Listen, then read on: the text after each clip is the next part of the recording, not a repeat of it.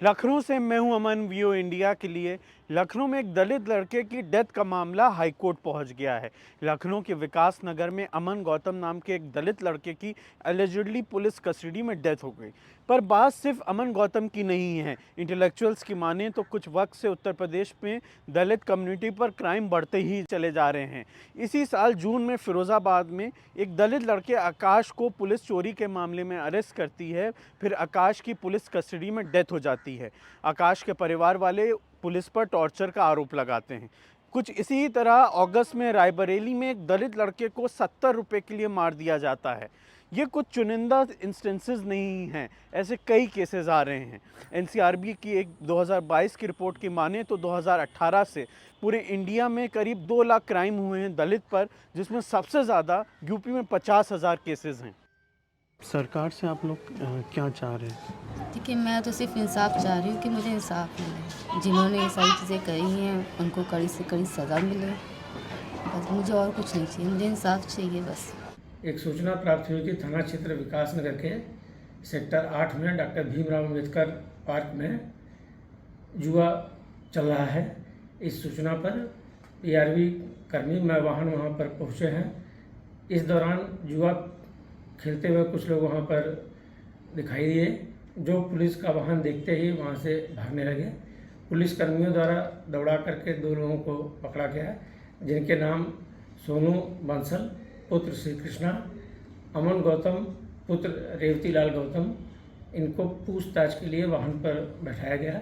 इसी दौरान अमन गौतम की हालत बिगड़ने लगी, जिसको देखते हुए तत्काल पीआरवी कर्मियों द्वारा उसे इलाज हेतु चिकित्सालय लाया गया, जहां डॉक्टरों की टीम के द्वारा उसे मृत घोषित कर दिया गया। और जो एक बात पुलिस ने कही कि हम वो गए पार्क में जुआ खेल रहे थे, उसके बाद हमने पकड़ा। ऐसा कुछ भी नहीं है कि हाँ वो जुआ खेल रहे तो वाकई तो वहाँ पे कोई इंसान, एक इंसान तो जुआ नहीं खेलेगा ना कि एक अकेला इंसान बैठा जुआ खेल रहा, आपने उसको पकड़ लिया। और भी इंसान वहाँ पे होंगे और किसी को नहीं, वो और किसी को नहीं दिखे क्या? सिर्फ वही वहाँ पे दिखे आपको? ऐसा बिल्कुल गलत है कि यहाँ जुआ की बेस पे उन्होंने पकड़ लिया। अगर आपने पकड़ा भी था तो आप सीधे बात करते, उनसे ले जाते थाने, आप बातचीत करते हैं। ऐसा थोड़ी ना होता है कि आपने पकड़ा तो क्या वहाँ पे आप कोई भी इंसान जुआ खेला तो क्या आप उसको ऐसे मार देंगे? हम लोग भागते हुए गए, वहाँ पे गए, डॉक्टर ने देखा, डॉक्टर ने कहा कि ये बहुत देर पहले एक्सपायर हो चुके हैं। डॉक्टर ने मुझे बुलाया, कहा कि बेटा ये इनकी नेचुरल डेथ नहीं है। पहले पुलिस वालों ने बोला कि हम लोगों को देखते ही डर गए, भागने लगे, वहीं पे गिर के उसकी मौत हो गई। तो सीसीटीवी कैमरे में आपको कैसे वो चलते हुए दिख गया? दूसरी चीज़ ये, उन्होंने बोला कि जैसे हम लोग को गाड़ी में बैठा ला, उसको लेके वहाँ से भगे। ठीक है, अब दूसरी रिकॉर्डिंग हमने मुझे परसों निकलाई सीसीटीवी के, वहाँ पे करीबन 20 से 25 मिनट गाड़ी खड़ी रही है। और उसके बाद उनको, हम लोगों को ये पता चला है कि वो वहाँ पे गाड़ी में उसको मारे, उसके बाद फिर उसका निकाल के उसको बैटरी रिक्शा में डालने लगे। बैटरी रिक्शा में डालने लगे, आस पड़ोस के लोगों ने देखा कि इसके तो हाथ पैर ढीले हैं और उससे कह रहे हैं कि यहाँ से लेकर जाओ आप बैटरी रिक्शा में हॉस्पिटल। तो अगल बगल वालों ने रोक लिया, दबाव बनाया कि ऐसा कैसे आप छोड़ के जा सकते हो। उसी दिन रात भर हम लोगों पर पुलिस वालों ने प्रेशर डाला, पूरी तरह से दबाव डाला गया केस वापस लेने के लिए। रात भर पुलिस गली में घूमती रही, दरवाजे खटखटाती रही कि चलिए कोई भी घर का एक शख्स चले। वो भी सारी वीडियोस हमारे पास है, जिस रात में जो पुलिस आई है कि आप चलिए कोई भी घर का एक शख्स चल के साइन कर दो, सुबह 5 बजे मर्चुरी से डेड बॉडी निकाल के उसे अंतिम संस्कार कर दीजिए। अगर दलित ना होते हैं तो क्या ये बताइए, हर मीडिया चैनल आ चुकी है, हर प्रशासन से जो भी सांसद विधायक थे आ चुके हैं, ठीक है, सब ने मुझे सांत्वना दी। तो अभी तक योगी सरकार को क्या कुछ पता नहीं चला होगा? अगर पुलिस कस्टडी में किसी निर्दोष की जान जाती है तो उसका जिम्मेदार कौन है? पुलिस प्रशासन ही हुआ ना। माननीय उच्च न्यायालय ने अमन के परिवार की तरफ से एक याचिका इस बारे में दाखिल की गई कि जो पुलिस के द्वारा जांच की जा रही है उसको किसी निष्पक्ष जांच एजेंसी को स्थानांतरित किया जाए और साथ ही साथ अमन का पुनः पोस्टमार्टम शव का किया जाए, क्योंकि जो परिवार ने अमन की मृत्यु के उपरांत उसके शरीर का वीडियो बनाया था, उस पर उसकी पीठ पर कुछ चोटें दिख रही थी जो कि पोस्टमार्टम में इंगित नहीं है।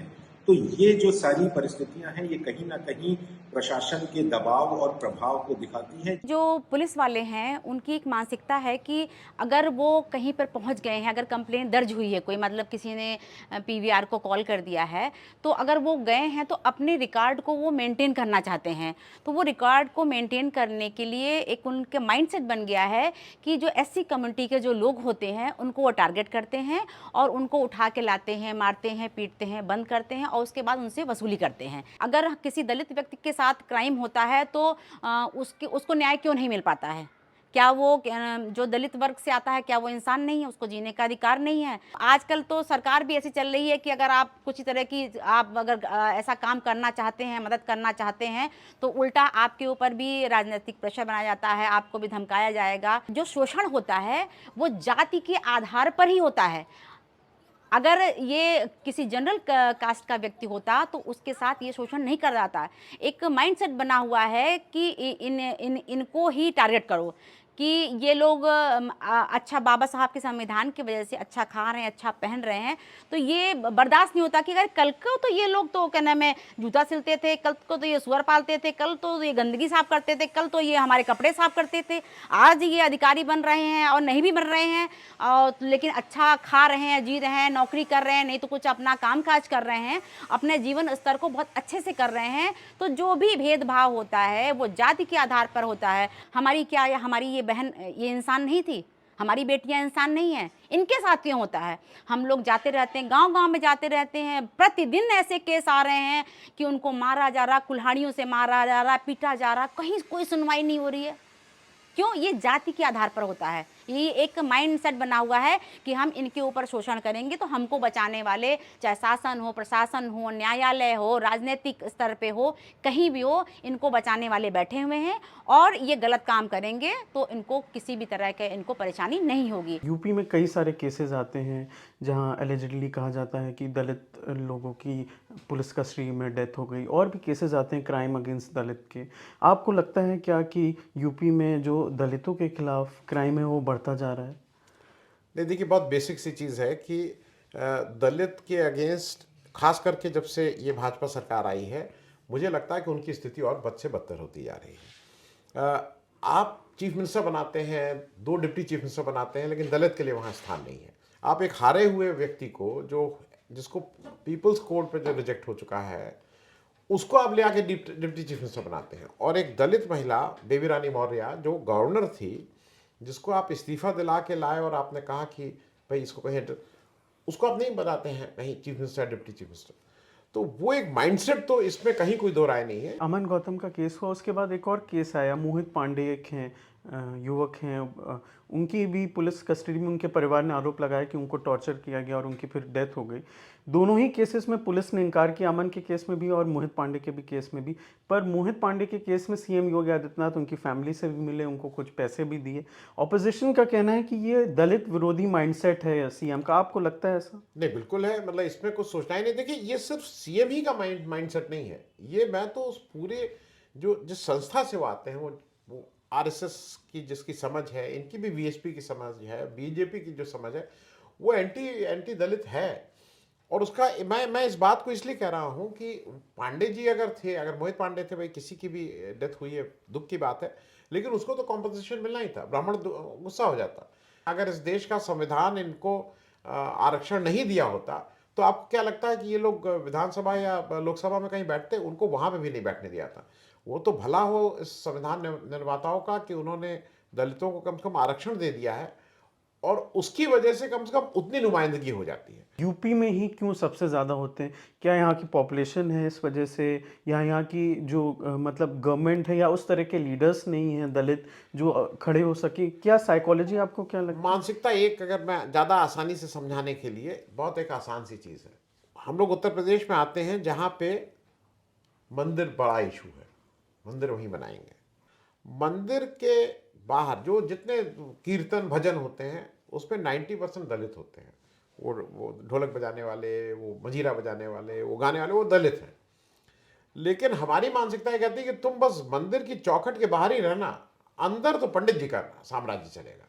तो ये जो यूपी की बात आप कर रहे हैं, हमारे यहाँ ये बहुत दिमाग में घुसाया गया है कि नहीं, दलित जो है वो मंदिर के बाहर रहेगा, मंदिर के अंदर पंडित जी रहेंगे और उस हिसाब से लेगा। तो क्या यूपी में एक बड़ा दलित लीडर या एक बड़ा दलित फेस मिसिंग है जो लोगों के लिए आवाज़ उठा सके? और आपको क्या लगता है कि जैसे एक टाइम पे मायावती बहुत बड़ी लीडर थी, काशीराम थे, तो मायावती के कमज़ोर होने से आपको क्या लगता है कि सिर्फ बीएसपी का नुकसान नहीं हुआ, ज़्यादा नुकसान दलित कम्युनिटी का हुआ कि उनको एक लीडर उनके लिए मिसिंग हुआ? आपकी बात सही है कि ये जो दलित लीडरशिप है वो आज हमने उसको अपने स्वार्थ में इतने छोटे छोटे खेमों में बांट दिया। अब हम उसको पहले दलित बोलते थे, अब हम कहते हैं नहीं वो जाटव लीडर है, और वो मतलब हमने उसको भी बांट करके उनकी ताकत को हमने अलग अलग कर दिया है।